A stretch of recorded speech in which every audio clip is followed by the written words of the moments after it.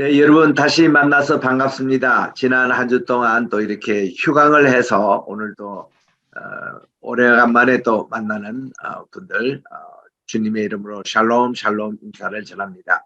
오늘은 우리 투르키의 편 네 번째 시간으로 지난 시간에 이어서 바울 사역의 그런 순례를 거쳐서 오늘은 소아시아의 7교회, 특별히 요한계시록 2장에서 3장에 나오는 7개 중심으로 살펴보도록 하겠습니다.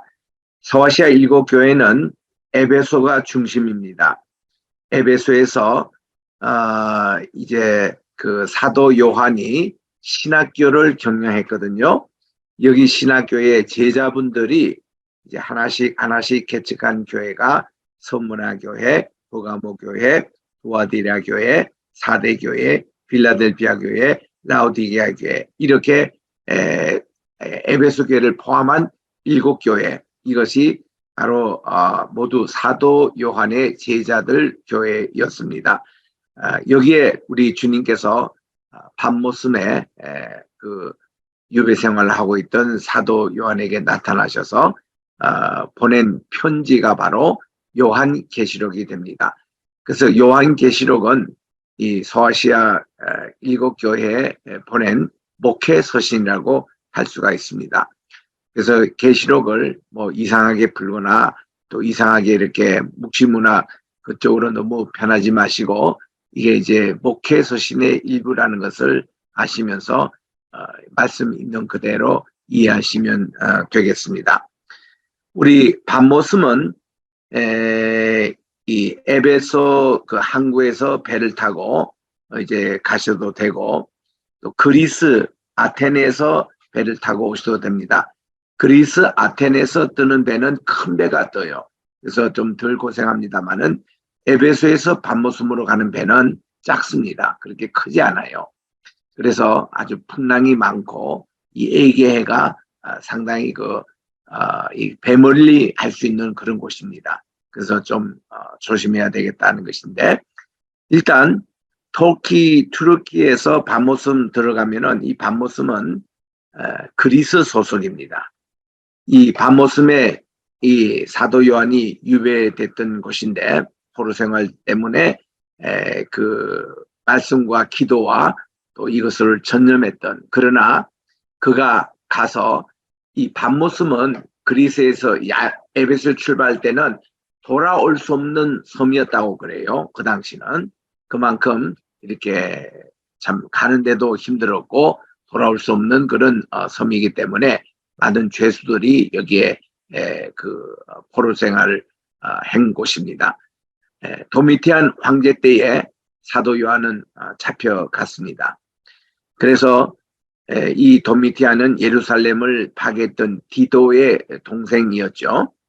이 사도 요한이 여기 가기 전에 이미 그 끓는 가마 기름에 고문을 당했습니다마는 하나도 그가 몸이 상한 데가 없었어요. 이 기적이 일어난 거죠. 그래서 그가 이제 밤모섬으로 이제 끌려가는데 갈 때 그가 같이 갔던 분이 그 보로노고라는 그 집사님을 데려갔습니다. 그 사도행전 6장에 보면은 네 번째 나오는 집사님 이름이에요. 그 초대교회 집사님 가운데 한 분인 이분이 하나의 어떤 그 비스칙으로 가셔가지고 그분이 구술에서 받아들인 이 글이 바로 요한계시록이 된 겁니다. 그래서 하나님께서 주의 영이 주일날 사도 요한에게 임할 때에 포로노고 집사님 빨리 오세요. 그래서 그분이 파피루스하고 먹을 준비해가지고 받아 쓴 것이 오늘날 요한계시록이 된 겁니다. 그래서 이 밤모섬에서는 무슨 일을 하시냐면은 한 2,000명 죄수가 거기에 갇혀 있다고 그래요. 이들이 여기 밤모섬은 이 돌산이기 때문에 많은 그 돌이 이렇게 나왔습니다. 채취가 돼가지고 이걸 가지고 그리스 사람들이 섬기는 그런 우상을 만들었다는 거예요. 뭐 제우스 신상이다, 무슨 뭐 이 비너스 신상이다, 이런 신상을 만들었던 곳이 이 반모섬이기 때문에 굉장히 그 사탄 마귀 권세가 강했던 곳입니다. 그래서 이 사도 요한은 매일 거기서 영적인 전쟁을 하는 것이죠. 그래서 이제 그가 얼마나 하나님의 놀라운 기적이 일어났냐면 이 죄수들에게 예수님을 증거하는 전도를 했는데 놀랍게도 이 죄수들 가운데서 1,500명 이상이나 이 침례를 받았다는 겁니다. 그래서 그 반모섬에 가보면 사도 요한이 침례를 줬던 그런 장소, 그 추정되는 장소도 있습니다만은 이렇게 해서 많은 사람들이 주님께로 돌아오니까 이 사단 마귀가 한 번은 이 반모섬 앞바다에서 나타나가지고 큰 괴물같이 나가가지고는 이게 팍 이렇게 주저앉아서 사라지는 이런 일도 있었다고 그럽니다. 그래서 이 반모섬에서 이 사도 요한은 크게 영적으로 승리를 하게 됐고 그는 자기가 머무르는 동굴 같은 그 숙소에 얼마나 하나님께 기도를 많이 했으면 그가 갈 때는 이마가 정상 이마였는데 이마를 부닥치고 기도했던 장소가 있어요. 그래서 이렇게 움푹 패여 있는데 거기서 그가 이 이마에 구둑살이 생길 정도로 기도를 한 장소가 있습니다. 그래서 이제 이런 배경으로 이 사도 요한은 계시록을 이제 거기서 하나님께서 보여주셔서 이제 기록하게 됐는데 도미티온 황제가요, 그가 거기 간 지 1년 반 만에 죽었습니다. 죽고 나서 특별 사면으로 사도 요한이 풀려난 겁니다. 반모섬에 가서 특별 사면을 갖고 풀려난 사람은 사도 요한이 처음이라고 그래요. 그래서 다시 에베소로 돌아와가지고 지도자들을 다 모아서, 지도자라는 것은 소아시아 7개의 모든 지도자들이죠. 모아서 내가 이렇게 하나님께 이렇게 편지를 받은 게 있는데 여러분에게 나눈다면서 요한계시록을 나누고 우리가 목회를 제대로 하자고 하나님이 인정하는 그런 목회를 하자고 권면을 했다고 그럽니다. 그 후에 그분이 이제 자기 몸도 이렇게 운신하지 못할 정도로 이제 노환이 와가지고 힘들 때에 들것에 실리면서 이 사도 요한이 제자들도 그랬고 또 이 요한 교회의 성도님들에게 너희는 서로 사랑하라. 너희는 서로 사랑하라. 주님의 세 계명을 이렇게 늘 이렇게 목회하면서 그의 말년에 돌아가셨다고 그래요. 그래서 이 사도 요한만 예수님의 제자인데 사도 요한만 그가 이렇게 정상적으로 살다가 돌아가신 분이었습니다. 그래서 이 요한이 도미니턴 황제 때 그 박해를 받을 때에 하나님께 그렇게 기도했다는 것이죠. 하나님, 왜 다른 사도들은 전부 다 순교하고 죽는데 저만은 이렇게 살려주십니까? 그렇게 물었더니 주님께서 그에게 대답을 하셨다는 겁니다. 이 교회 전설에 나오는 얘기입니다. 야, 순교는 쉬운 일이다. 그냥 칼 혹은 돌 이렇게 해서 죽는 그 순간으로 고통 잠깐만 참으면 되지만은 너는 제일 나이도 어리고 막내 사도로서 하나님이 오래 살려주신 것은 예수님을 끝까지 증거하도록 그렇게 한 것이라고. 너는 삶 자체가 순교니라. 이 말씀을 주실 때에 사도 요한은 아멘 받아들이고 그는 이 매일매일 순교적인 삶을 살아갔다는 겁니다. 그래서 반모섬에서 돌아와서 이 사도 요한이 쓴 것이 요한복음이라고 그럽니다. 그래서 우리 알기로는 요한복음은 모든 신약 성경 27권 가운데서 제일 마지막에 기록된 책이 요한복음. 요한복음 바로 앞서는 반모섬에서 이미 요한계시록을 가지고 오신 거거든요. 그래서 요한계시록은 7교회에 보낸 목회서신이다. 이거를 기억하시고 우리 7교회 하나하나를 살펴보겠습니다. 여기에 대한 것을 우리 히폴루투스라며 빅토리우스라며 이레니우스 이 자료에 다 나오는 얘기들을 종합해서 제가 그렇게 설명을 드렸습니다. 그래서 이렇게 원형으로 그린 것이 이게 반모섬입니다. 지금은 그리스 소속 영입니다. 소아시아 7개의 순서별로 여러분들이 꼭 외우시기 바랍니다. 에베소, 서무나, 부가모, 두아디라, 4대 빌라델비아, 라우디게아. 이것을 이렇게 그림을 그려보면 꼭 우리 북두 칠성처럼 그런 어떤 모양을 가지고 있습니다. 그래서 순서도 요 순서대로 외우시기 바라고, 우리 보통 성지순례 갈 때는 우리가 저 위에서부터 북방에서 보통 내려오기 때문에 라우디게아부터 빌라델비아, 4대 두아디리아, 버가모, 서머나, 에베소, 그리고 반모섬에 갑니다. 이렇게 역순으로 보통 성지순례를 하는데, 여러분들은 이제 여기 외우실 때는 에베소, 서머나, 버가모, 두아디리아, 4대 빌라델비아, 라우디게아, 이 순서도 틀리지 말고 7 계시록에 나오는 교회를 꼭 외우시기 바랍니다. 이거는 에베소형의 교회, 서머나 형의 교회, 버가모 형태의 교회, 이게 기독교 2000년사를 그렇게 또 구분하고 있습니다. 에베소 교회는 초대 교회의 모습이고, 서머나 교회는 속사도 시대에서 중세교회 시작될 때 모양이고, 버가모 교회는 중세시대 시작의 모습이고, 이런 식으로 해서 빌라델비아는 우리 개혁교회 시대고, 라우디게아는 오늘날 21세기 이런 교회 모습, 이런 식으로 시대별로도 이것을 이렇게 나누는 것을 볼 수가 있습니다. 우리 계시록 2장 3장의 배경에 대해서는, 에베소 교회에 대해서는 사도행전 18장에서 20장에 되어 있습니다. 그리고 에베소서 자체, 서머나 교회에서는 사도행전 15장에 나와요. 부가모 교회에 대해서는 이 발람이 이렇게 나와서 민수기 22에서 24장에 나오는 것이고, 또 사도행전 15장, 고린도전서 6장에 나옵니다.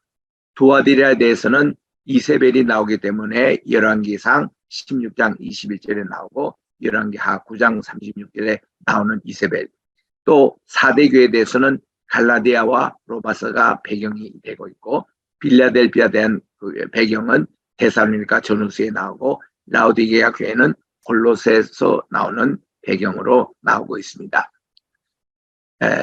지금 우리 성지 순례를 쭉 하고 있습니다만은, 뭐 이스라엘, 요르단, 뭐 이집트, 또 소아시아, 이게 전체 이제 통틀어서 가장 대표적인 성지 순례의 도시로 우리 원령도 다 보존됐고 발굴이 된 지역으로 한다면 에베소를 꼽습니다. 에베소에 가보면은 이게 뭐 그리스 언어보다도, 또 로마에 가서 로마의 어느 도시보다도 잘 원형이 복구가 돼서 이렇게 된 것이 이게 에베소입니다. 왜냐하면 예수님 당시 또 사도 시대 이때에 이 에베소는 소아시아의 수도였습니다. 수도였기 때문에 이런 아나톨리아, 이 지금 우리가 튀르기의 나라를 지금 하나씩 지금 보고 있는데, 여기 그 수도였기 때문에 굉장히 볼 게 많아요. 그래서 이 에베소 이 하나만 해도 이 하루 종일 걸릴 수 있는 그런 내용입니다. 그래서 입구에 가면 이런 안내판이 나와요. 입구에 여기에 보면 누가의 무덤이 있습니다.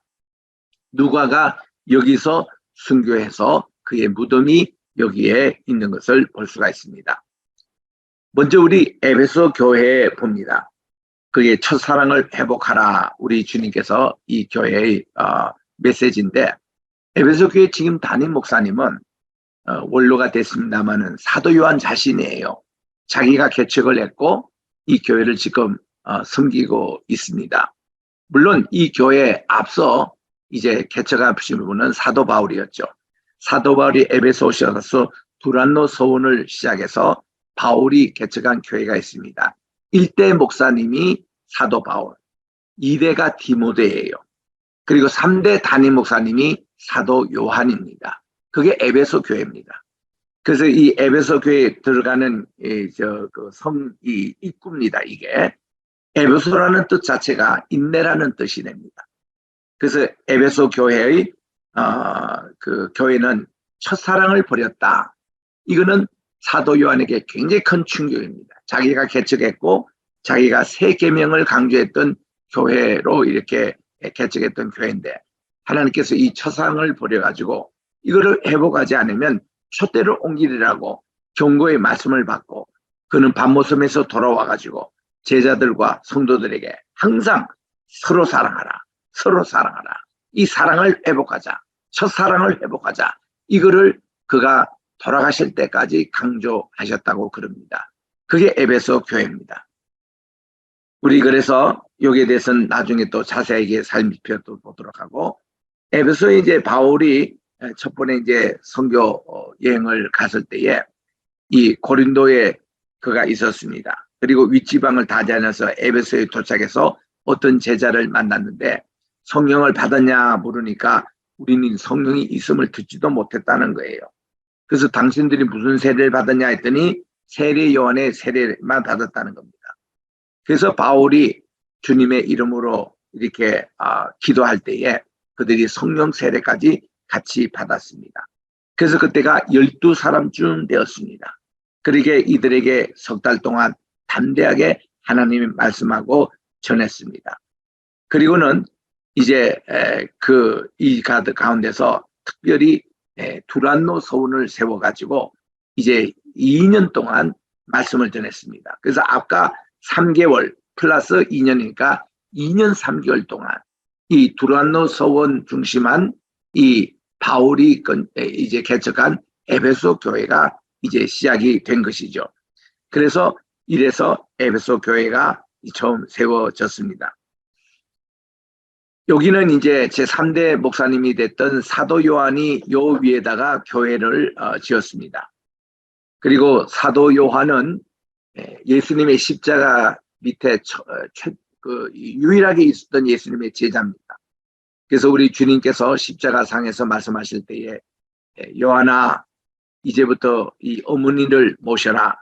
예수님은 33세 돌아가시면서 이 어머니 되는 바로 이 생모가 되는 우리 마리아의 이것을 사도연에게 잘 부탁하라고 그렇게 넘겼습니다. 그때부터 사도 요한은 이 마리아를 자기의 어머니로 양어머니로 모셨습니다. 모셔서 예루살렘에서 예루살렘 교회를 함께 섬기다가 AD 약 47년도 8년도경에 이 에베소 여기에 오게 된 겁니다. 그때 이미 사도 바울이 교회를 개척한 교회가 있어서 함께 이렇게 섬기다가 AD 약 50년경에 마리아가 돌아가셨어요. 그래서 그분을 여기다가 모셨습니다. 여기 이제 보면은 마리아의 무덤이 이렇게 나와요. 그게 이제 사도 요한의 기념교회에 있습니다. 이게 캐톨릭 전통도 같은 그런 얘기를 하고 있습니다. 그런데 1950년에 우리나라 6.25 일어났던 해입니다. 그때 교황이 뭐 청천벽력과 같은 발표를 했습니다. 마리아는 죽지 않고 승천했다. 이래가지고 마리아 승천 기념교회가 예루살렘의 마가의 다락방 옆에 교회에 있어요. 그러니까 캐톨릭에서는 두 가지 전통으로 혼돈이 됩니다. 아니 마리아 무덤이 지금 여기 에베소에 있는데 또 뭐 1900년 후에 뚱땅지 같이 그냥 교황이 그렇게 발표해가지고 이 마리아가 또 승천했다고 승천 기념교회가 예루살렘에 또 세워지는 겁니다. 그것 때문에 지금 또 캐톨릭 내에서는 마리아에 대한 그런 것이 이제 나오는데 어쨌든 이 에베소는 훗날 431년에 제3차 교회 공교회 회의 때에 마리아를 이게 신격화합니다. 그래서는 데오도커스라고 하나님의 어머니라고 이런 아주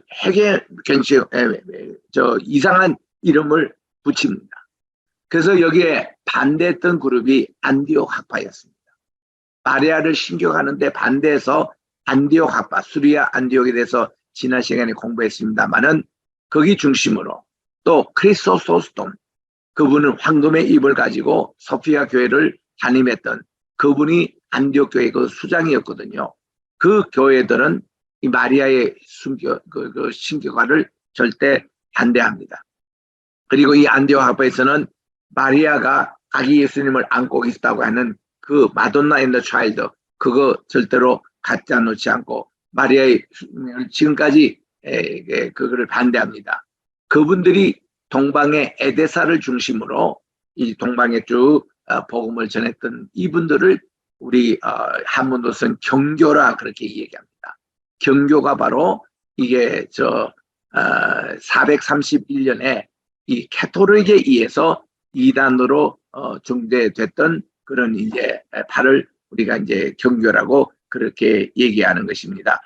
그래서 그 시작이 바로 여기 있다는 거. 이 마리아가 지금 무덤이 여기에 있는데 그분을 막 그냥 하나님의 어머니로 심각했던 것이고 또 이게 에베소 여기에 이제 회의가 있었거든요. 그 장소가 또 있습니다. 이게 이제 에베소 교회 여기가 이제 두란노 서원에서 시작됐던 이 에베소 교회의 터입니다. 에베소는 소아시아의 수도 바로 이제 에스더라는 그 강구의 이 항구에서 약 5마일 떨어진 곳으로 이 자체가 산유지입니다.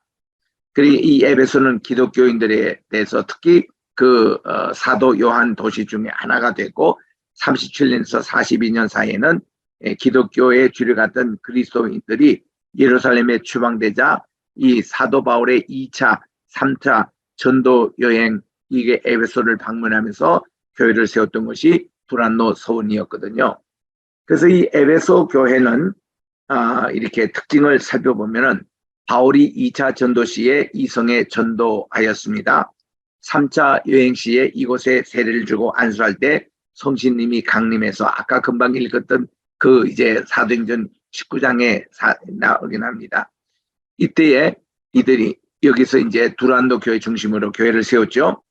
바울이 이제 마게도니아 순교를 마치고 이제 예루살렘으로 갈 때에 그가 여기에 이제 그 밀레도에 들렸을 때에 밀레도입니다. 여기 빌레도가 아니고 밀레도입니다.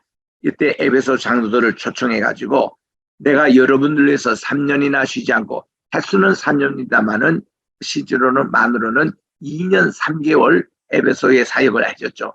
눈물로 웅장한 것을 기억하라고 회고했던 곳이 에베소 교회입니다. 그리고 4번째 사도 요한이 이성에 오랫동안 감독으로 있었으며 요한복음과 새 서신서 그리고 반모섬에서 계승을 받아 이곳 교회에 보냈다고 나옵니다.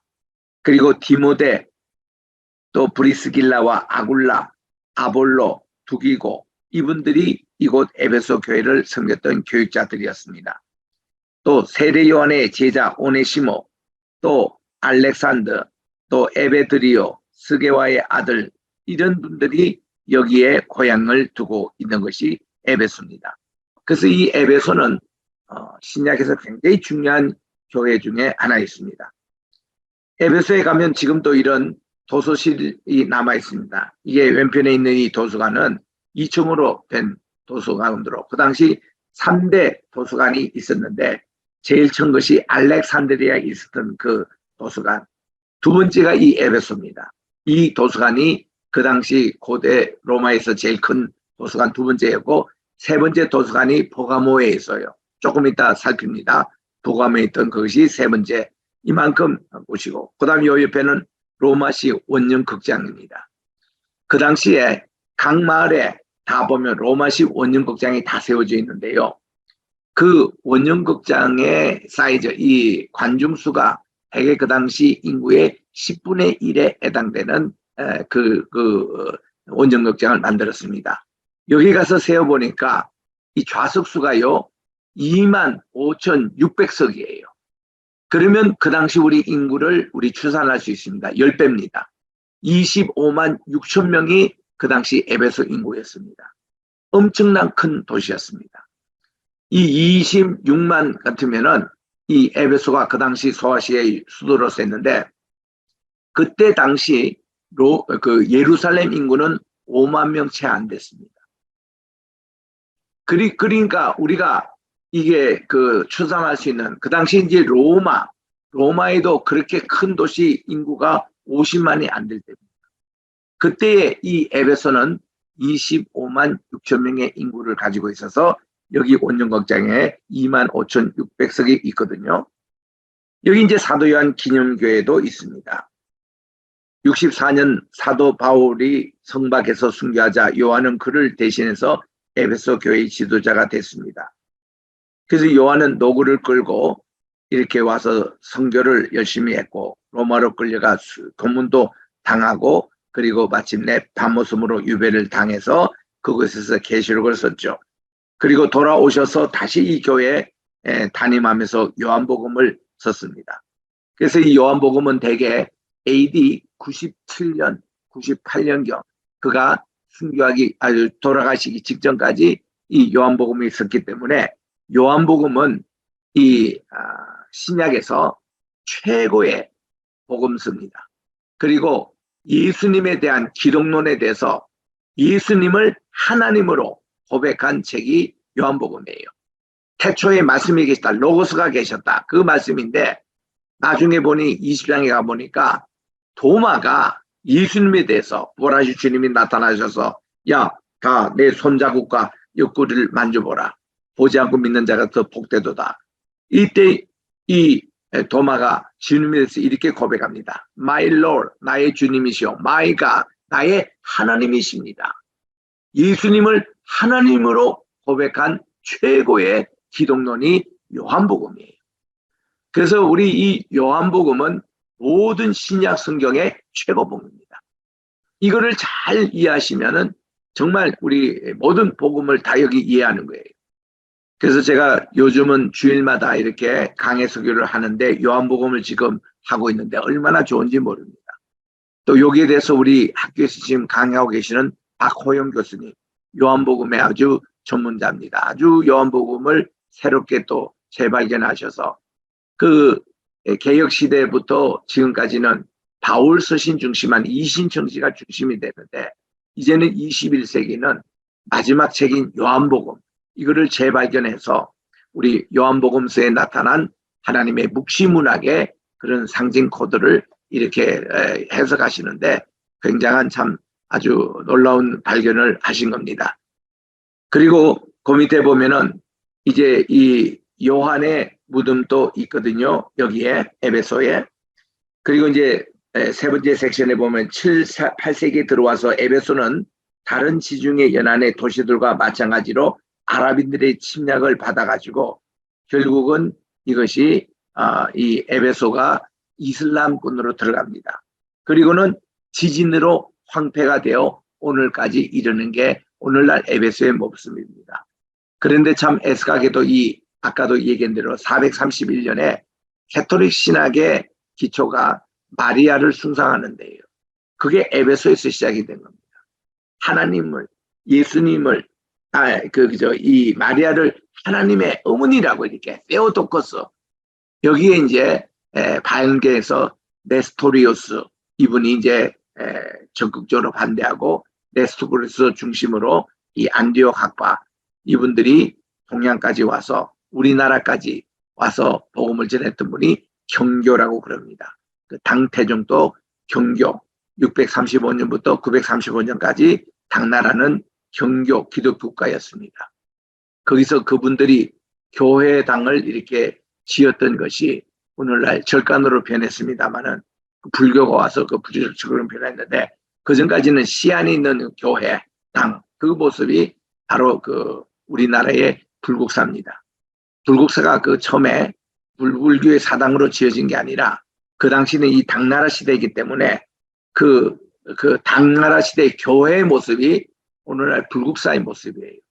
그게 이게 대웅전이라고 이렇게 부처를 모시고 이런 거는 다 훗날에 생긴 것이고 그 본래 그게 교회당이었습니다. 그 우리나라 절간은 한마디로 3만 개 있는 절간이 다 교회입니다. 교회. 그런데 이제 불교가 들어와서 그거를 이렇게 자기 걸로 그저 한 것뿐이죠. 다시 우리 교회로 이렇게 복구해야 됩니다. 그 여기에 대해서는 불국사에 있는 지금 주지성도 다 이게 긍정을 하더라고요. 이게 본래 교회당이었다는 거. 그래서 불국사에 가면은 침례를 줬던 침례탕도 있고 칭교실도 있고 대예배를 드렸던 장소 있고 다 칭교실 그게 교회 모습입니다. 그리고 이제 다보탑과 석가탑이 있는데 이 다보탑은 보면은 6층으로 돼 있거든요. 6층으로 돼 있는 것이 보면은 밑에 쟁반에다가 오병이어 떡 5덩어리를 이렇게 모신 그런 모습이 다보탑이었다고 그럽니다. 그리고 또 석굴암에 가보면은 석굴암에 이게 부처가 앉아 있고 12제자상이 이렇게 그리고 있는데 불교에서는 어느 경전에도 이 석가가 12명의 제자를 이렇게 있다는 기록이 없습니다. 그게 다 기독교의 영향이라고 그래요. 그리고 이 뒤에 있는 그 둥글 달 모양으로 이렇게 된 그런 이제 모습이 있잖아요. 이게 다 그 기독교의 그 영향이었다고 그렇게 얘기합니다. 또 이렇게 촛불을 켜는 문화. 이 촛불이라는 것은 옛날 초대교에서 기도 대용으로 촛불을 켜는 거거든요. 한국에서 뭐 촛불 집회하는 거는 이상하게 변해서 세계 사람들이 웃어버립니다. 원래 촛불이라는 것은 기도입니다. 기도. 내가 하나님께 24시간 기도해야 되는데 내가 다 기도하지 못하기 때문에 교회에다가 촛불로 하나님께 기도하는 것이 원래 그 촛불의 모습이거든요. 그래서 이제 이런 것이 에베소에 이렇게 참 캐토릭이 그렇게 마리아를 성모로 이렇게 숭배하는 그런 곳이어서 하나님이 이렇게 지진으로 여기가 이제 에베소가 황폐한 모습으로 지금 있습니다. 자, 여기 지금 복구된 것만 해도 얼마나 참 대단합니다. 여기 이렇게 도로 이렇게 가는데 로마식의 기둥이 다 이렇게 복구돼 있고 그 당시 여기에 다 상점들이 여기에 있었습니다. 마켓이 있었습니다. 그래서 이 에베소에 가보면 아까 보았던 원형 극장이 있죠. 도서관이 있죠. 많은 신전들이 남아있죠. 그리고 이제 우리 그 초대교회 시작됐던 두란노 서원의 장소가 여기 있죠. 이런데 지금 요 옆에 오른쪽에 있는 것이 도서실입니다. 이 도서실에 보면 4개 상을 세워놓고 지혜의 신이다. 무슨 또 지식의 신이다. 또 이제 정의의 신이다. 공의 신이다. 이렇게 4개 신상을 태워놓고 2층 구조의 이 도서관이 큰 규모로 그 당시 있었다는 겁니다. 두 번째 큰 세계에서 큰 도서실이었고 요 바로 앞에 지금 그 비스가든 그 옆에 건물이 두란노 서원이 있었던 장소가 있습니다. 두란노는 누구냐 하면은 여기 이 도시의 서기관이었어요. 그래서 이분이 그 당시 로마 시대 때는 12시부터 오후 3시까지가 점심시간이었습니다. 점심시간이 왜 그렇게 긴가 그러면은 날씨가 더운 관계로 점심을 먹고 2시간 정도 오침하는 시간이 있었어요. 그때 모든 관공서들도 다 문을 닫았습니다. 쉬었습니다. 이 두란노는 바울 선생님의 그 강의가 너무 좋아가지고 은혜를 받고 자기 사무실에서 강의를 하도록 그 시간을 비워줬다고 그래요.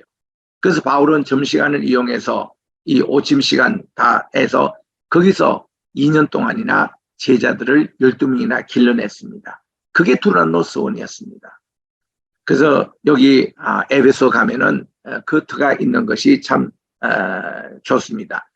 그리고 우리 계속 이게 유적지 하는 모습과 또 여기서 이제 산 위에 높여서 또 밑으로 찍은 것인데 이만큼 에베소가 잘 복원이 되어 있습니다. 특별히 원형극장 아까도 제가 말씀드린 대로 25,600명 정도 좌석이 있습니다. 이 좌석이 있는데 얼마나 공명이 좋은지 여기에 무대에서 말이죠. 그런 말이 있어요. 이게 이제 그 헬라 문학인이 그거를 표현했는데 무대에서 바늘을 떨어뜨려도 그 바늘 소리가 저 뒤에까지 다 들린다는 겁니다. 여기서 기침하면 뭐 말할 것이 들리고 그만큼 공명이 잘 됐대요. 그래서 우리들도 그렇게 잘 되는가 해서 에베소에 가서 그 강단에 올라가 가지고 찬양을 우리가 해봅니다. 우리가 이 주 하나님 지으신 모든 세계 그 찬양도 하고 어메이징 그레이스 그것도 하고 죄진 맡은 우리 구주 이거를 사부로 찬양을 해보는데 얼마나 소리가 좋은지 몰라요. 이렇게 이제 찬양하면은 세계 각국에서 온 성지순례객들 성도님들이 탁 와서 이렇게 들으시고 참 이런 장소가 이 원년극장 이 모습입니다. 그래서 이제 옛날에는 이 바닷가가 바로 이 옆에 있었거든요. 바울이 여기 에베소에서 이제 강제로 추방당할 때의 모습입니다. 여기에 보니까 이 그 아데미 여신 신상을 만드는 데메트리우스라는 사람이 이거 바울을 이렇게 고소했습니다. 고소해서 5월 달에 축제 때에 5월의 축제가 고린도도에도 열렸고 에베소도 열렸고 여기 제우스를 치는 위한 축제가 5월 달에 있었거든요. 그때 이제 바울을 공식 고소해가지고 이 원년극장에서 바울이 이제 신문을 당합니다. 당하는데 사실 아까 그 두란노 그 서기관의 도움이 없으면은 바울이 그냥 찢겨 죽일 뻔 했습니다. 사람들이. 왜냐하면 데메트리오라는 이 사람이 그 아데미 신상을 만드는 사람이었는데 이 사람이 자기 장사가 안 된다고 고소해가지고 그 난리를 치면서 이제 그 바울이 거기서 좀 더 있었더라면은 죽음을 당할 뻔했던 그런 일이 있었습니다. 그때 이제 서기장이 안돈을 시키고 해서 바울을 빼돌려가지고 거기서 바로 배를 타고 이제 고린도로 이제 가게 해서 그가 이제 살아날 수 있었습니다만은 왜 그 아데미 이게 이제 아데미 여신이고 아데미 정각입니다. 이 아데미 정각은 그 당시에 파르테논 아테네에 있는 파르테논 신전 다음으로 유명한 것이 이 아데미 정각입니다. 이 사당에는 120기둥이 있었어요. 120기둥. 그래서 우리 헤롯 대왕이 예루살렘 성전을 세울 때 말이죠. 이 아데미 있는 정각을 흉내내면서 120 솔로몬 행각을 만든 겁니다. 이거를 보고 만든 거예요. 그리고 보세요. 옆에가 이게 이 아데미 여신인데 달신이지 않아요. 원래 이 아데미 여신의 기원은 어디 가는가 하면은 그 세미라미스, 그 니무롯의 아내가 되는 세미라미스, 또 그와 비슷한 동시에 이 수메르에 있었던 그 신이 있습니다. 인난나 여신, 그리고 이슈타르 여신. 이게 다 달신 같은 계통이에요. 이름만 다를 뿐이지. 달 종교 때는 아세라로 불렀습니다. 그리고 이 그리스 지금 이 헬라 신에서는 비너스 신이라 부르고 비너스 신의 또 다른 이름이 다이아나입니다. 다이아나 여신. 그의 다른 이름이 아데미 이겁니다. 우리 성경에는 아데미라고 번역됐는데 영어는 본래 알테미스입니다. 알테미스. 이게 다 같은 여신을 얘기하는 다른 이름일 뿐이에요. 문화와 시대에 달라서 그렇지 다 같은 이름이거든요. 달신입니다. 특별히 에베소는 굉장히 풍요로운 여신을 상정해가지고 가슴을 강조했습니다. 그 여신 여기에 유방이 여성들이 2개가 있는데 이 여신은 유방이 24개. 그리고 이스라엘 박물관에 가보니까 36개짜리 아데미가 있더라고요. 이런 신상을 이 데메트리우스가 만들어가지고 팔은 거예요. 큰 장사를 했거든요. 근데 바울이 와서 복음을 전하니까 이 우상 장사가 안 되는 거예요. 이 아데미, 이 달신이 큰 그 장사에 충격을 받습니다. 그래서 여기에 근데 보세요. 이렇게 120개 정각이 있던 것이 지금 가보면 다 없고 진인으로 다 파괴되게 됐습니다. 요 기둥 하나 남아있는 거예요. 기둥도 요것도 무너진 것을 이렇게 복원해가지고 요만큼 이렇게 세워놓은 겁니다. 요게 120개짜리 있는데 지금 가보면 이 모습이에요. 얼마나 허무합니까? 우상은 이렇습니다. 신은 우상 숭배하는 사당, 정각은 이렇게 다 허물어집니다. 그 지금 여기에 늪지대에 이거 하나 그냥 서 있는 거예요. 그래서 이제 금방 제가 설명했던 내용이 이제 사도행전 19장 30절 이하에 이렇게 쭉 나옵니다.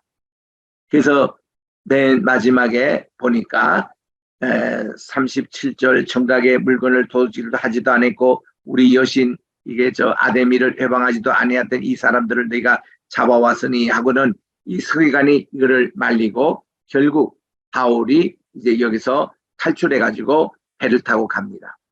요즘 해안은 저 끝에 있지만은 옛날 해안선은요 바로 여기 로마식의 그 원형극장 바로 이렇게 걸어서 가는 여기에 옛날 그 해안이 있었습니다. 그래서 여기에 지금 4km나 지금 이 해안선이 이렇게 저 뒤로 가 있습니다만 옛날에는 바다가 바로 여기에 있다고 그래요. 그래서 바울이 여기서 배를 타고 고린도로 피신해 갔습니다. 그리고는 다시 에베소로 못 옵니다. 그리고 그가 고린도에서 사역을 하고 돌아오는 길목에도 에베소는 못 들어오고 밀레도 섬에서 이제 항구에서 이 에베소에 있는 장로들을 초청했다가 마지막 작별 인사를 했던 것이 바로 이것입니다. 그 오늘날 사진이에요. 아까 그러니까 바다가 지금 저 4km 밖에 있습니다. 여기 이제 그 당시 아데미 정각에 있었던 하나의 그 부조품이 이제 박물관에 가면 보존되어 있습니다. 그래서 이제 7교회 보낸 편지를 하나씩 살펴보면 대개 한 7개 종류가 나오고 있어요. 교회 이름을 거명합니다. 그리스도의 타이틀, 예수님의 타이틀이 나옵니다. 칭찬한 내용이 나오고 책망하는 거 나오고 권면하는 내용 나오고 이기는 자들에게 어떤 약속을 주시는 것이 나오고 끝맺이는 항상 이렇게 끝납니다. 귀 있는 자는 성령이 교회들에게 하시는 말씀을 들을지어다 이렇게 되어 있는데 이게 영어로 보겠습니다. He that has an ear. 그냥 귀 있는 자가 아니고 킹 제임스 바이블에서는 들을 귀가 있는 자입니다. To hear. 그 들을 귀가 있는 자에는 성령께서 교회들에게 하신 말씀을 들으라. 그냥 귀 있는 자가 아니라 들을 귀. 뭐 그냥 귀가 아니잖아요. 들을 귀. 이렇게 해서 7교회마다 이렇게 끝나고 있습니다. 그래서 요거를 하나씩 우리가 살펴보겠습니다. 예를 들면 우리가 이렇게 이름도 나오고 다 나오는데 하나씩 보면은 에베소, 서머나, 도가모, 두아디랴, 사대, 빌라델피아, 라오디게아 이 교회 이름이 다 나옵니다. 예수님에 대한 타이틀이 다 나와요. 그리고 칭찬했던 교회는 칭찬도 나오고 이렇게 책망도 나오는 교회가 대부분이고 칭찬만 있는 교회는 이 서머나 교회와 빌라델피아 이 두 교회입니다. 그리고 책망만 있는 교회는 라오디게아 교회입니다. 그리고 이제 권면하고 이렇게 마치는 것인데 그거를 하나씩 우리들이 살펴보도록 하겠습니다. 첫째로 에베소 교회. 이 사자에게 편지하노니 이 사자라는 것은 목회자를 얘기하는 거예요. 에베소 교회를 대표하는 목회자. 지금 첫 번 이 교회가 사도 요한 자신입니다. 자신이 지금 담임 목사로 있는 사도 요한에게 하는 얘기예요. 에베소의 의미가 바람직하다라는 뜻인데 사도 시대 초대 교회의 기간을 대표하는 바로 교회였습니다. 마지막 사도인 사도 요한이 돌아가실 때까지 AD 100년 돌아가실 때까지 이 교회의 담임으로 있었던 교회죠. 여기 지금 에베소 교회가 있던 다시 이렇게 좀 더 자세하게 봅니다만은 이런 도서관도 보이고 바로 여기서 이제 교회가 시작된 두로나소온이 있던 광장이에요. 여기 광장이고 바로 여기에 이제 교회가 있던 장소고 밀레도는 이렇게 거리가 좀 있습니다. 그래서 바울이 배 타고 고린도에서 오면서 밀레도 항구에서 에베소 교회 장로님들 오시라고 해가지고 한 반나절 걸리는 거리를 이제 걸어서 밀레도에서 만나가지고 여기서 작별 인사를 했죠. 그래서 작별 인사하는 내용에 보면은 내가 정말 여러분들 3년 동안 겸손과 눈물로 섬겼다는 그런 얘기를 전하면서 사도행전 20장에서 정말 눈물의 작별을 하는 것을 우리들이 여기에 볼 수 있지 않습니까? 이게 다 에베소 여기에 있습니다. 에베소 교회에서 예수님께서 나타난 그 모습을 2장 1절 하반절에 보니까 오른손에 7뼈를 붙잡고 7 근초대 사이에 다니는 예수님이에요. 예수님의 모습이 그렇게 나옵니다. 7뼈는 뭡니까? 일곱 교회를 얘기하죠. 그죠? 7별은 그 사자들 얘기합니다. 거기서 담임 목사님들, 그리고 7 촉대는 그 7교회를 얘기합니다. 여기에 다니신다는 것은 여기서 신방하시고, 이 7교회가 잘 되도록 기도하시고, 이런 모습에 예수님이 나타나셔서 이렇게 말씀을 합니다. 촛대 사이에 인자 같은 이가 발에 끌리는 옷을 입고 가슴에 금띠를 띠고 그 오른손은 7별이 있고 입에는 좌우에 날쌘 금이 있고 그 얼굴은 애같이 힘있게 비치는 것 같고 내 본 것을 내 오른손에 7별의 비밀과 7 금초대의 에라 7 교회의 또 7 목사님들의 이런 내용들을 이제 다 그리면서 이 말씀을 전하고 있는 겁니다. 주님께서 이렇게 촛대 사이를 그린다는 것은 교회의 모든 것을 컨트롤하고 계시는 모습. 나는 세상의 빛으로 오신 주님, 촛대의 기름은 성령을 상징하고 있고 오른손에 7뼈를 붙잡는 것은 목회자, 7교회의 목회자 다 사도 요한의 제자들입니다. 그리고 금촛대 사이에 다니시면서 아시는 것 예수님께서 교회를 컨트롤 하시는데요. 그래서 요한복음 10장에 보면은 내가 저에게 영생을 주노니 영원히 멸망치 아니할 터이요 또 저희를 내 손에서 빼앗을 자가 없도다 하시는 그 말씀. 에베소 교회의 칭찬을 4가지 합니다.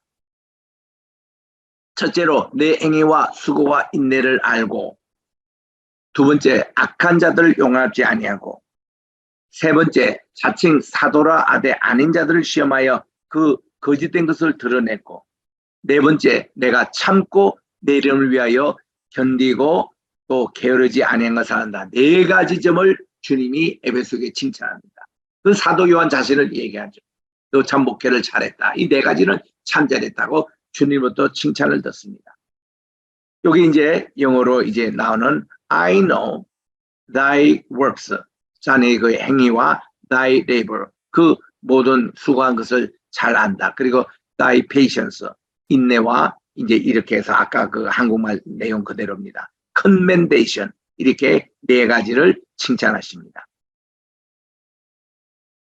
거기서 이제 보면은 거짓 사도들에 대한 이것을 잘 대처했다는 이 말씀을 칭찬하시는데 거기에 대한 관련된 성경 구절입니다.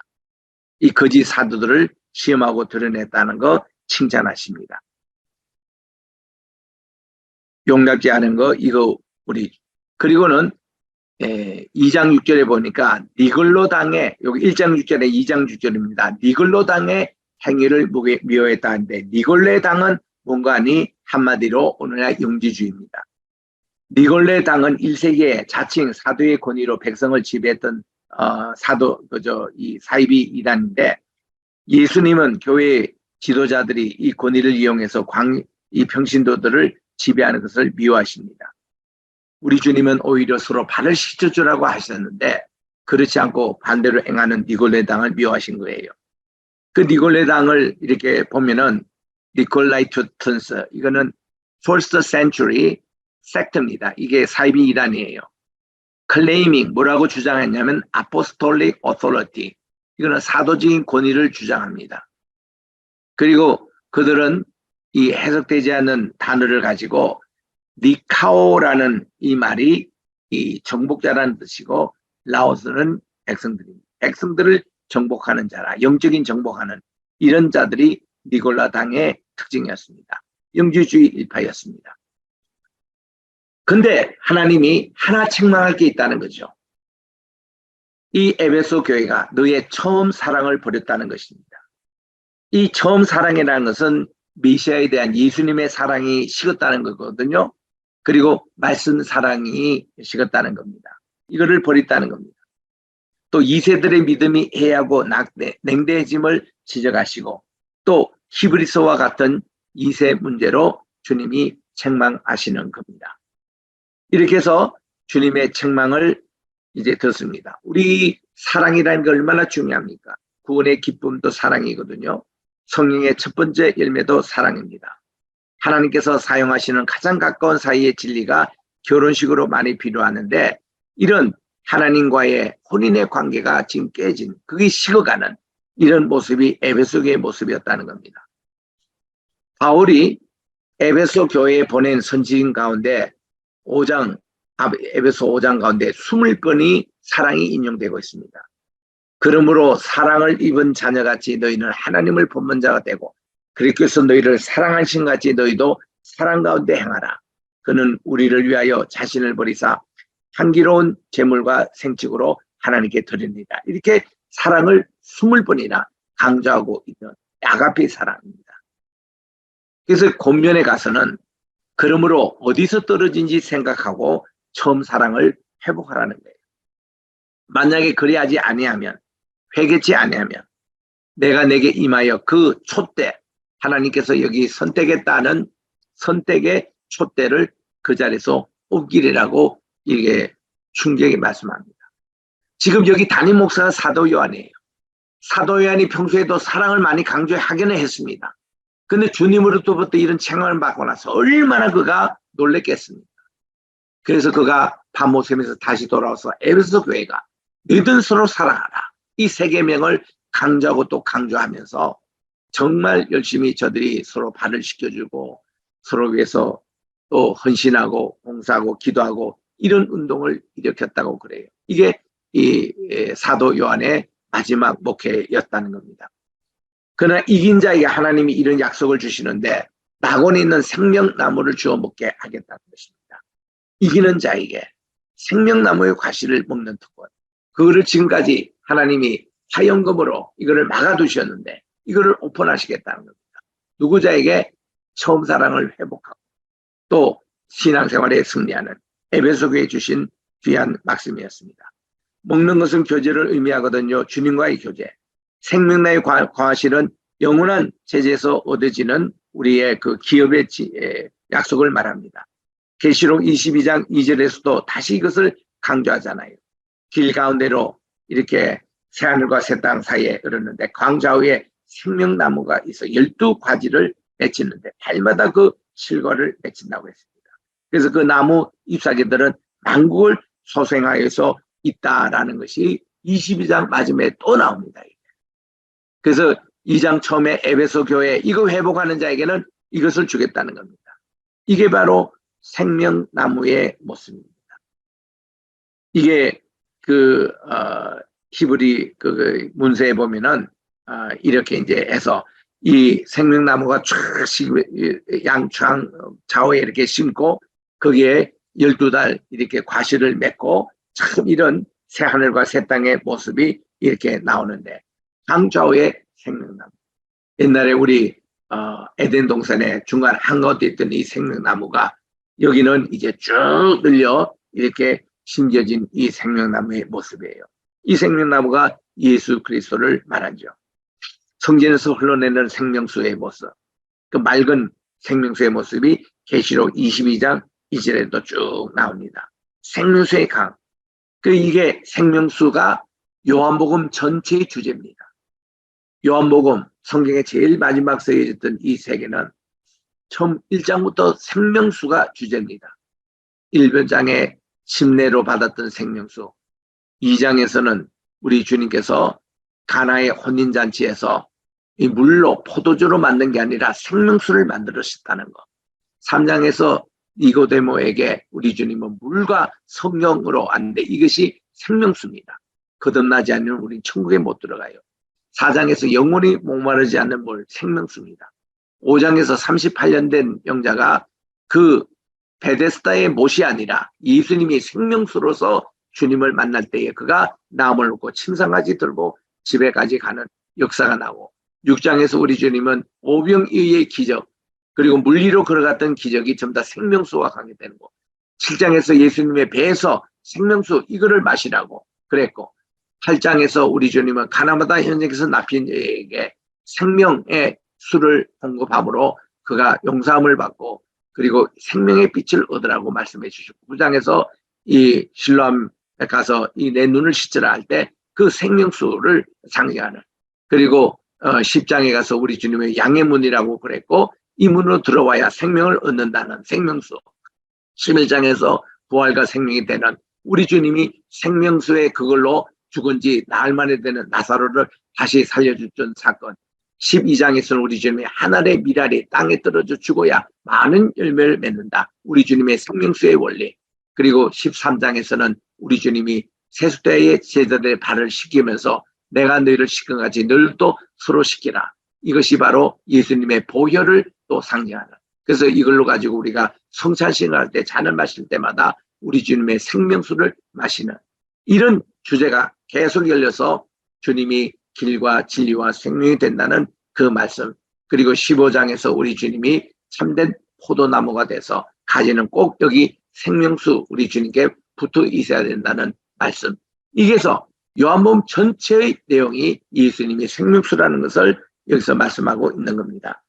그 매점에 가서 귀 있는 자는 성령이 교회들에게 하시는 말씀을 들을지니라. 그러고는 이 말씀으로 이렇게 마지막 이제 맺는 것이 에베소 교회의 모습이었습니다.